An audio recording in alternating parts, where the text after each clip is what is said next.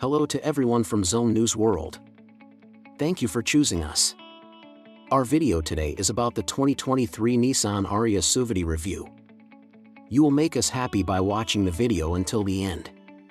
2023 Nissan Ariya SUV review, definitely electric, definitely SUV. In this year's SUV of the Year competition, there has been a lot of discussion about which electric vehicles are truly SUVs and which are just hatchbacks. The jury was split on most aspects of Nissan's all-new Ariya electric SUV, but one thing we all agree on is that it's an SUV from start to finish. Ariya definitely makes a good first impression. The design is probably its strongest point, said editor Christian Seabaugh. We were also interested in the interior, especially the touch-sensitive buttons integrated into the wood trim. Associate editor Duncan Brady noted that they looked flawless and expensive. Opinions were divided on the motorized middle armrest. Some judges thought it was helpful, others a gimmick. However, the electric front chest drawer and its sliding door confused us all. Nissan calls it a sliding table for use as a mobile office or on-the-go picnic table. Yes, maybe if your work computer is an iPad mini and your lunch is a bag of Skittles. We all thought it was a waste of electrons to mechanize it.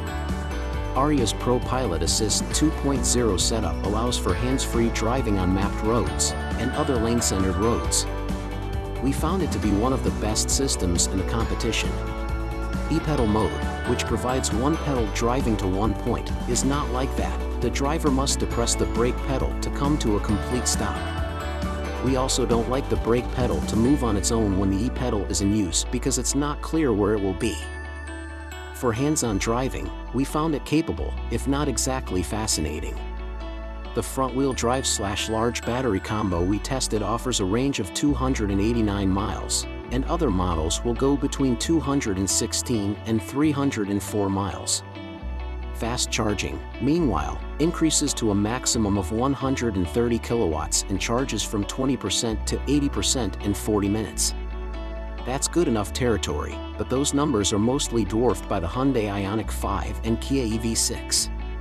Price was the hardest number to swallow. The entry-level Ariya with front-wheel drive and small battery will start at $44,485, with prices going over $60,000. That sounds pretty high to us for a blue-collar brand like Nissan, especially when you consider that their EVs no longer qualify for the $7,500 federal tax credit.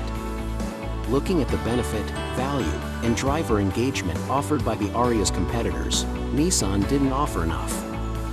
We might have had a more positive view if this were more value-oriented, Rogue-like EV than Murano-like in terms of price and presentation.